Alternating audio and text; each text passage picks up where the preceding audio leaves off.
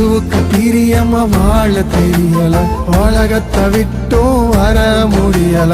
கட்டளைகள் பத்தும் தெரிஞ்சிருந்தும் அத பத்தி எனக்குத்தான் கவலை இல்ல.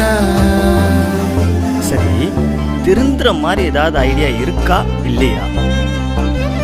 திரும்ப திரும்ப பாவம் செய்யற நான் தான், திருந்தாம தானே வாழுற நான் தான். திரும்ப திரும்ப தான் மன்னிப்பு கேட்டும்.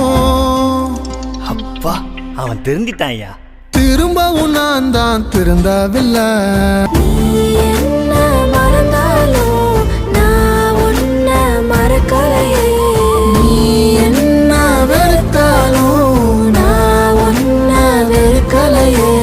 இயேசுவுக்கு பிரியமா வாழ தொடங்கிட்டேன், உலகத்தை விட்டும் வர துணிஞ்சிட்டேன். என்னுடைய ஆசைகள் பல இருந்தும் அவர் சமூகத்தில் எல்லாம்